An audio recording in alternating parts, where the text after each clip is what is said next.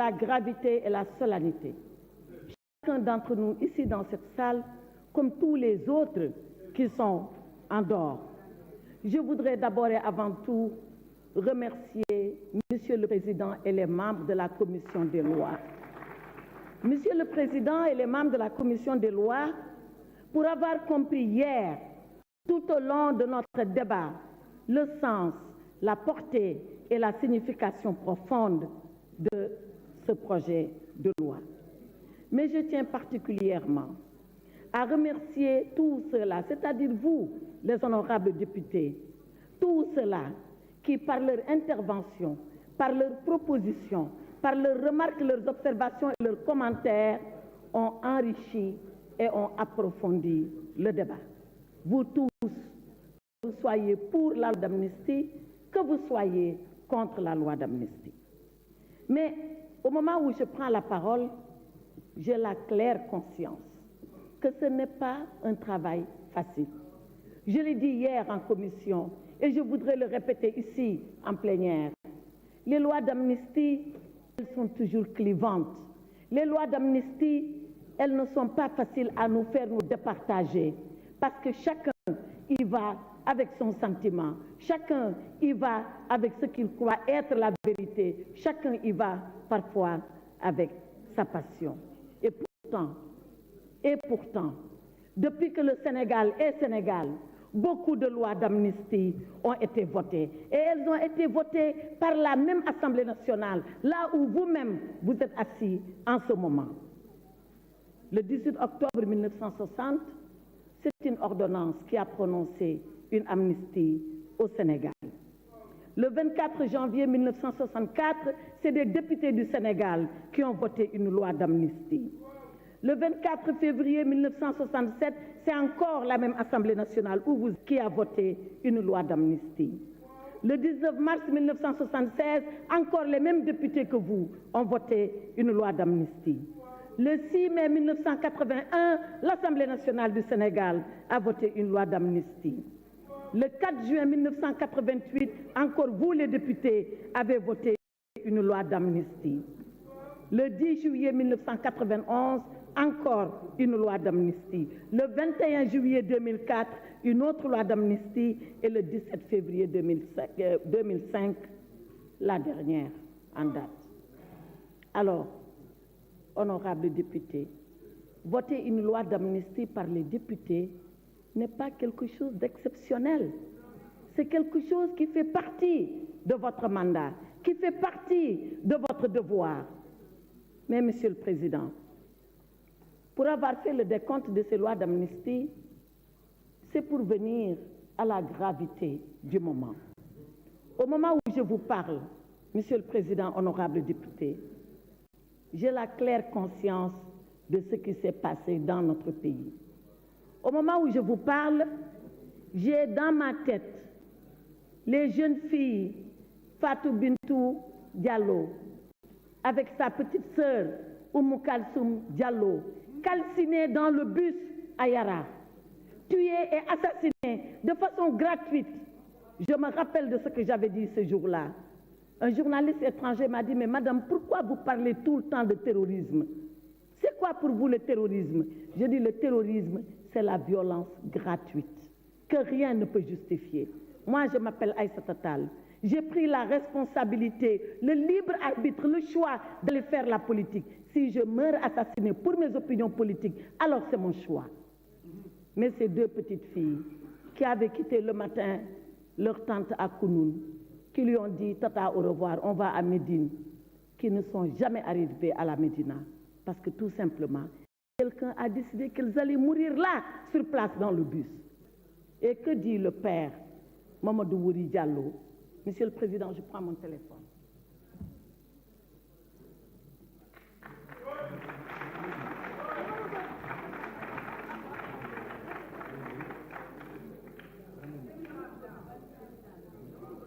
Non, c'est pour lui.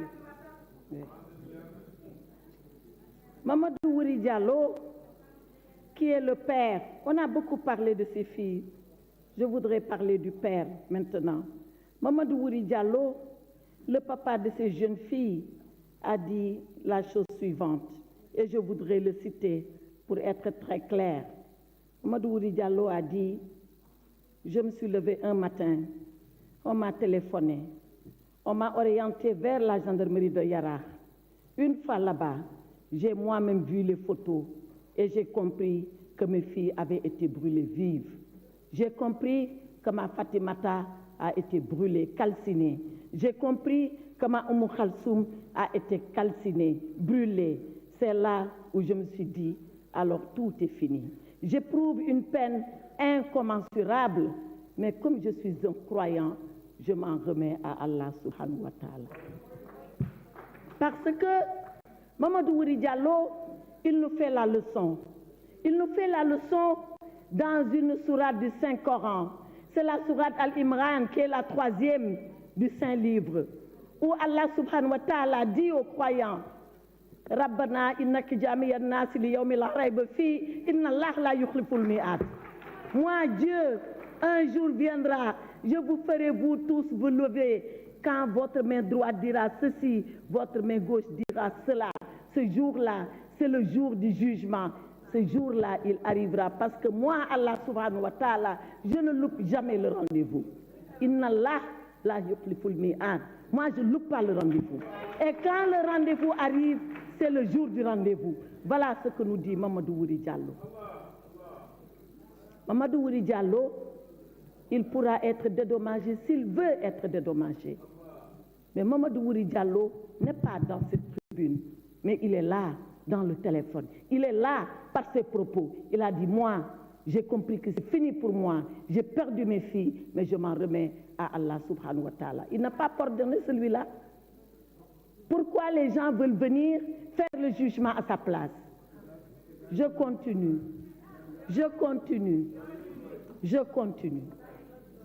Après avoir parlé de ces jeunes filles, je me souviens encore d'un autre tableau. Et vous l'avez tous vu, ce tableau. Ce tableau, c'est quand le policier a été agressé au Parcelles Assainies. Quand il a été traîné, baignant lui-même dans une mare de sang, son propre sang à lui. Quand fatigué, tombant, il a sorti son arme. Il l'a dégainée. Il voulait tirer pour se sauver. Il a vu une forêt de jeunes gamins devant lui. Il a dit, je ne peux pas tuer les enfants du Sénégal.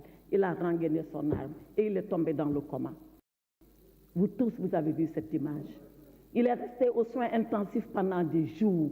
Nous devons avoir la claire conscience de la violence qui s'est abattue sur le Sénégal pendant ces jours-là. Ce n'est pas fini.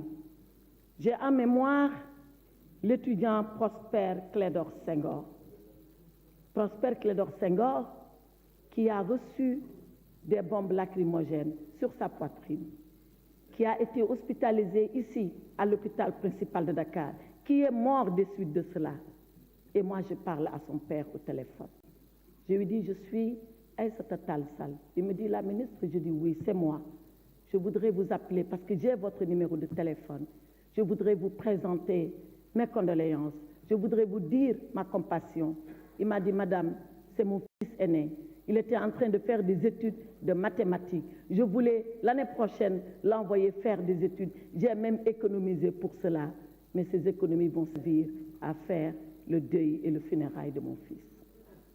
Vous ne pensez pas que qu'on peut supporter cela? Qu'on peut être un être humain et supporter cela? Voilà ce que m'a dit M. Senghor qui partait enterrer son enfant en Casamance. Je me rappelle au moment où je vous parle de ce bus qui a été incendié devant la bibliothèque de l'université de Dakar. Et pourtant, pour entrer à l'université, qu'est-ce qu'on nous dit, nous, Lux mea lex? Avant même d'entrer dans l'amphithéâtre, c'est ce qui est écrit au fronton du portail de l'université. Lux, c'est la lumière. Mea, c'est la mienne. Et lex, c'est la loi. C'est la lumière qui est ma loi. Ce jour-là, ils ont mis le feu de l'ignorance et on a dansé autour comme une danse macabre. Ça s'est passé ici, au Sénégal. Ça ne s'est pas passé ailleurs. Mais ce n'est pas fini. On a tous les petits tchak-tchak qu'on a interdit de circuler parce que c'est la situation sécuritaire. On a la vendeuse qui n'a pas pu sortir vendre ses oranges parce qu'elle a peur. On a les enfants qui n'ont pas pu aller à l'école. On a Auchan, on a Total, on a tous ces dégâts qui ont été commis. Et pourtant, c'est chez nous, au Sénégal, que cela s'est passé. Au moment où on examine cette loi, on ne peut pas ne pas penser à ces gens-là. Alors, quelle est cette remontrance qui vient nous dire ici, vous n'avez même pas pensé aux victimes dans l'exposé des motifs? Les victimes, elles ne sont pas dans l'exposé des motifs, elles sont dans le corps de la loi. Et je voudrais, mesdames et messieurs les députés, les honorables députés, à vous tous vous demander que nous puissions observer les minutes de prière qu'il faut pour tous ces disparus et demander à Allah subhanahu wa ta'ala, mais chacun dans sa croyance et dans sa foi, que ceux-là qui sont partis reposent en paix, que ceux-là qui ont été blessés puissent s'en sortir, que ceux-là qui ont subi des dégâts puissent être réparés dans le préjudice qu'ils ont subi. La meilleure façon de rendre hommage aux morts, ce n'est pas de crier les victimes. La meilleure façon de rendre hommage aux morts, c'est de continuer de les aimer. Mais comment on continue d'aimer les morts? On continue d'aimer les morts en priant pour eux. À chaque prière qu'Allah subhanahu wa ta'ala vous demande de faire, ou dans votre conviction profonde et votre religion de faire, que vous puissiez adresser une prière pour le repos de leur âme. Voilà ce que nous faisons tous les jours et je vous demande de continuer à le faire. Monsieur le Président, cela dit, permettez-moi, après avoir eu cette pensée pour les morts, pour les blessés, pour ceux-là qui ont subi des destructions violentes de tous leurs biens,